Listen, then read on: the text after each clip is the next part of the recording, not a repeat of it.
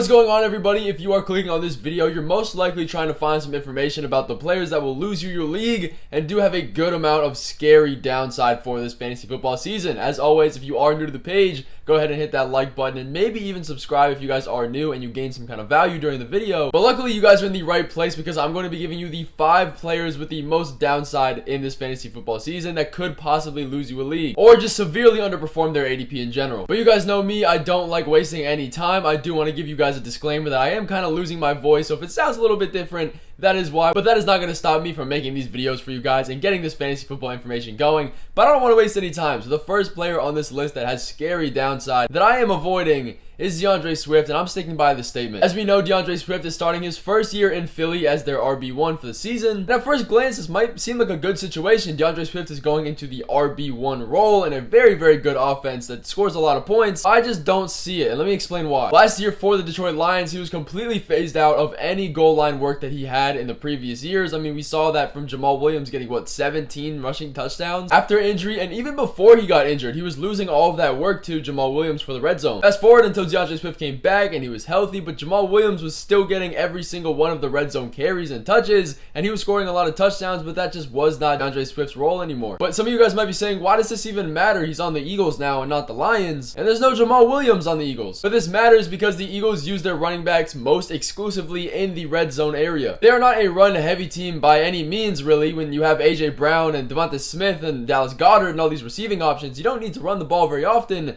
But in general, they're not a run-heavy team, and when they are in the red zone because they like to run the RPOs and the options for Jalen Hurts to either run or pass and make a decision for himself because he's just that caliber of a quarterback. So if DeAndre Swift isn't good in the red zone, and that's when the Eagles use all of their running back volume, that's already lowering his ceiling and floor, and where is he going to fit in this offense? Historically, on top of all these facts, DeAndre Swift thrives in the receiving game. That's where he gets most of the work for his entire career. He's averaged 4 receptions and 30 yards per game in his stretch of a career. And again, this is bad because the Eagles rank bottom 3 in targets out of the backfield, and they just don't pass to their running backs. And this is a place where DeAndre Swift thrives, but the situation and scheme just is not working. So in the 2 circumstances where the Eagles use and don't use their running backs, DeAndre Swift gets volume in the complete opposite of those. So it really makes me wonder, what kind of guaranteed role is he going to have? Obviously, he's going to get some kind of carries in here, but where are the fantasy points coming from if it's not going to be receptions or touchdowns? To me, he is just a huge question mark. I mean, he's being drafted as the RB1 on the Eagles. He's going in the 6th round, likely going to be your RB2 if you draft him on your team. And that's really high draft capital for a guy like DeAndre Swift. On top of that, yes, another reason I'm not drafting DeAndre Swift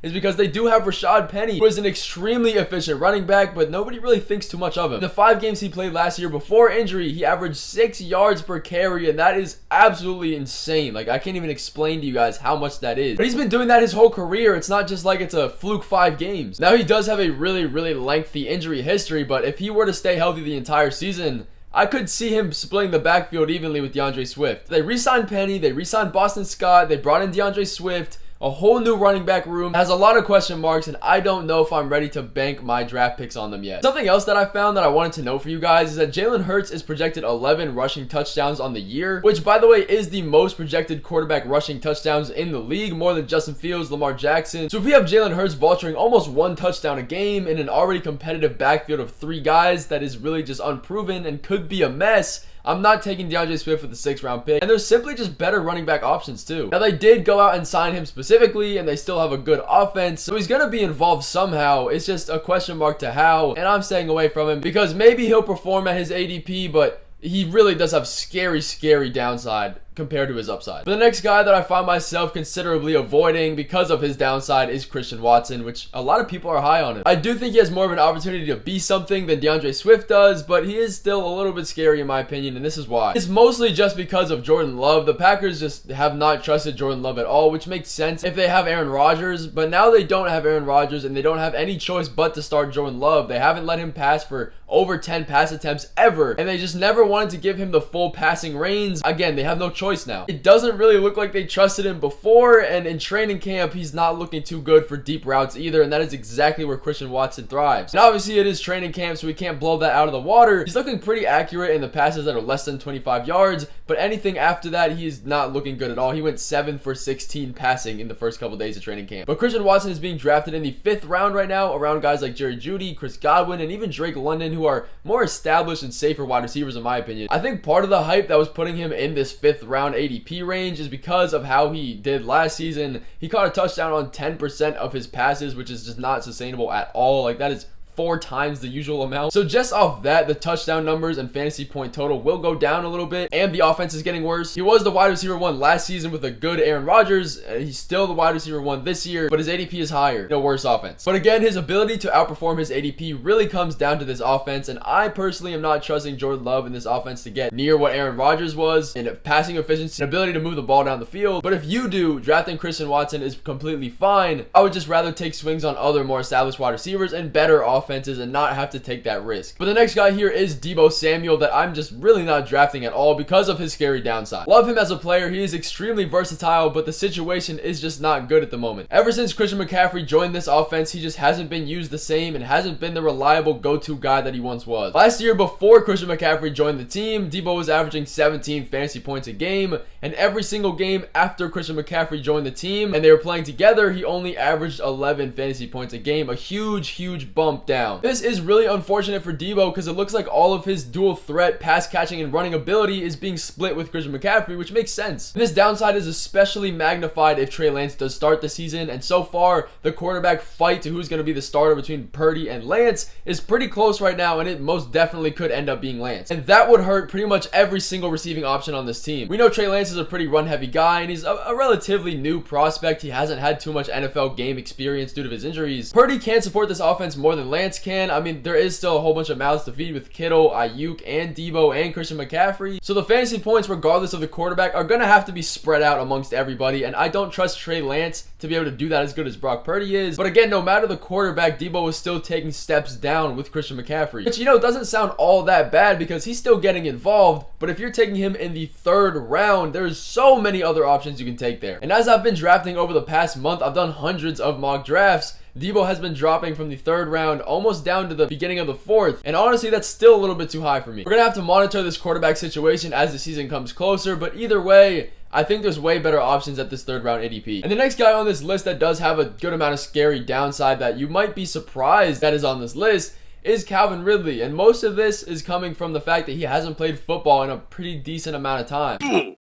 I mean, we all saw what happened to Deshaun Watson after he hadn't played football in 2 years. Now, granted, I will say coming back to a quarterback position is a lot harder than it is coming back to a wide receiver position, but it doesn't seem like he's getting the same amount of consideration for not playing football. But he is probably in the best offense for him to succeed. Trey Lance is improving. The offense is pretty efficient. But again, like the 49ers, there is a lot of mouths to feed on this offense. We got Evan Ingram, Christian Kirk. We have Zay Jones, who popped off in the last end of the season. We also have Tank Bigsby, who will take a lot of the receiving work out of the backfield. Now, I do think Calvin really can be a valuable wide receiver option, most definitely, and does have his own amount of upside, but we have to understand that he's now creeping into the 3rd rounds of draft as well, and he hasn't played football in a pretty decent amount of time, so there is a little bit of risk with all the mouths to feed on this offense and passes to be thrown, and also just the fact that we don't know what he can play like anymore. He's also getting a whole bunch of training camp hype, which is making him go up draft boards a little bit. I assume he's going to keep climbing all the way to the start of the season, but he's a bit of an exception because I don't hate drafting him. I just want to point out the fact that there is downside here if he does bust, and it's going to be a little bit harder for him to reach his ADP considering how high he's going. But another guy that I do have on this list is a running back, Isaiah Pacheco, who is a little bit more risky than most people are giving him credit for. I do think he's going to start as the early down back and the main running back on this team. He did finish the 2022 season off pretty well on that playoff run that the Chiefs had. He had a good amount of volume and carries through that stretch. But that doesn't mean things aren't going to change. We all know, especially as of the recent news, the running back position is very volatile and it changes year by year very fast. We already know Jerick McKinnon is going to draw in every single bit of receiving work on that offense, so we can scratch that off from him. And that already is going to cap his PPR upside a little bit, but it's not bad considering where he's being drafted at. But there's also reports that CEH is leading the first team in camp snaps. I'm not saying just because Clyde Edwards-Helaire is getting the most work in training camp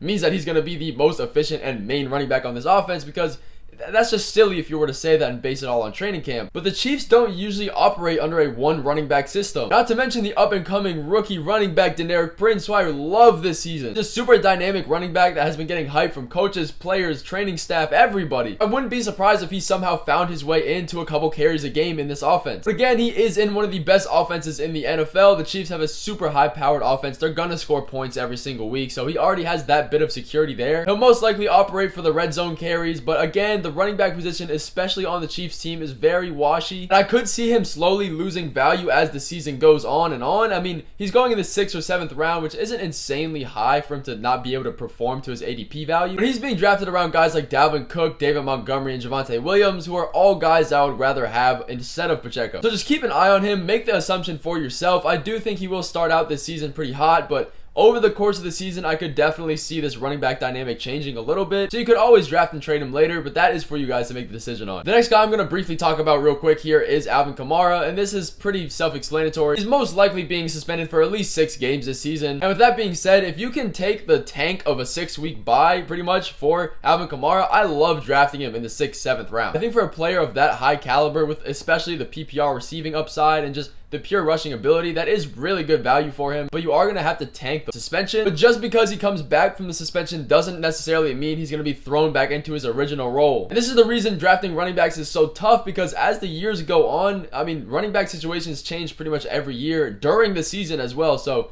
it's really tough to make the decisions, but that also makes it really important to make these decisions right. They also brought in Jamal Williams, who was huge in the red zone last year and was just pretty much all around efficient. So if he could get himself going in the stretch that Alvin Kamara was missing, when Alvin Kamara comes back, I could see Jamal Williams still owning that section of the carries and volume. Not to mention Kendre Miller, the running back that they just drafted. And if those two running backs are doing good, I don't see any rush to bring him back super quick and risk injury or any of that stuff. So I could easily see him coming off a 6-8 game suspension, being worked back into the offense, and by the time he's actually fantasy relevant, it'll be playoff time and your team might not even be in the playoffs at that point. So yes, he does carry his own level of risk, but that's simply just because of suspension. But I don't think a 6th or 7th round ADP is insanely hard to reach for him. Another guy with scary downside is Tua. Again, another self-explanatory player. He's been dealing with multiple injury concerns over the past couple years, and it is pretty serious. But if you're willing to take the risk at quarterback, he could have some value, but here's why I don't think it's worth it. The main problem with Tua is that you're at a bit of a crossroads when you're trying to draft him. He's going a bit too high in the 8th or 9th round to be able to draft him as a backup quarterback to a starter that you drafted earlier in the league, but he's also being drafted too low to be your starter. You wait and draft him in round 9 as your starter quarterback and he gets injured, which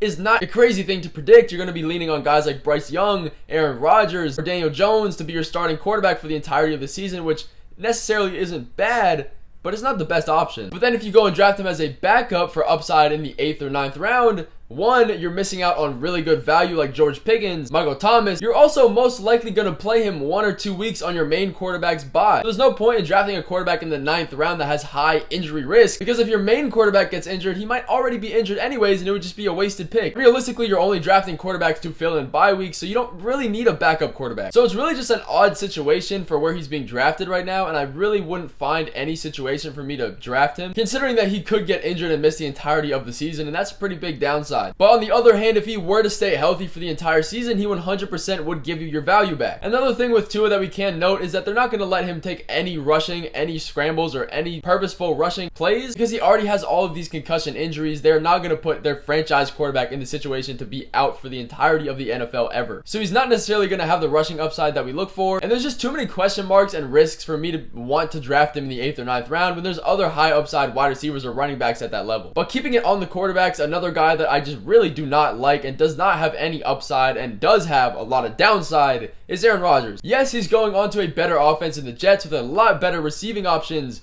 but he is going into his 40-year-old season and he has a bit of a tough schedule. But the main reason I'm not liking him, and the reason he does have a lot of downside actually, isn't because he's old. It's actually more of the opposite. If Aaron Rodgers has good weapons, a good offense, he can move the ball down the field easily, and you expect this Jets offense to be good, you know this Jets defense is going to be good. And if you're playing in games where your offense is efficient in scoring points and your defense is efficient in not allowing points, most likely they're going to be outscoring their opponents and they're not going to need to pass the ball to stay in these games. If you think that the Jets are going to be even a little bit decent and above 500, Aaron Rodgers is going to lose some value just because of how good his defense is. And so he might not be passing as much as he has been in the previous years to keep the Packers in the games. And they have a good run game as well. So I don't see any reason for them to strain Aaron Rodgers and have him pass an insane amount to keep his value high. And on top of that, he's decreasing in pretty much every single quarterback counting stat. He had his most interceptions since 2008 last year. career lows in yards per pass. And a lot of the value of him going as the quarterback 15 is coming from his name brand and the hype of this good young offense. But that could be a bad thing, and honestly, there's no reason to be drafting Aaron Rodgers. The next player I quickly want to show to you guys on this list is Michael Pittman, who does have his own level of downside as well. Michael Pittman wasn't too bad last season. He ranked top 20 in red zone targets. That was with a non-rushing quarterback that had more passing volume that Anthony Richardson will not have. Now, he still was decently efficient, but we know from last year he had very boom or bust weeks because of the inconsistency of this offense. But considering the inevitable decrease of this passing offense and efficiency with Anthony Richardson starting as quarterback, even if he did rank pretty good in targets and red zone targets last year, if the target number is going down and there's going to be a more scarce number of targets, the opportunity to produce is lower, and it's more strenuous for the small amount of targets that he does get. He's really going to have to make something work with those. But he is the wide receiver 1 on this offense, and he really doesn't have any other target competition. And I'm sure Richardson will look for him a lot this year, but I'm not necessarily buying him in the 6th round next to guys like Mike Williams, Marquise Brown. So it might be tough for him to outperform his ADP this year. But he's not necessarily a bad pick. Again, there's just other options that I would take, and there is a level of downside with the new Anthony Richardson because he runs the ball a lot. He's going to take a lot of the touchdowns. I mean, he really is a raw prospect, and we're going to have to see what happens and how he plays. But at the same time, Jonathan Taylor is not going to be on the team, so maybe that opens up more passing volume for him. Again, we'll just have to see how the narratives are pushing when the season comes closer. But that is going to finish off this video for you guys. If you did get any bit of value and information from this video, go ahead and drop a like and subscribe if you haven't already, because if you've made it this late in the video, you are doing yourself a disservice by just leaving without saving it somehow. So I appreciate every single human being watching this video, and I'll see you guys in the next one.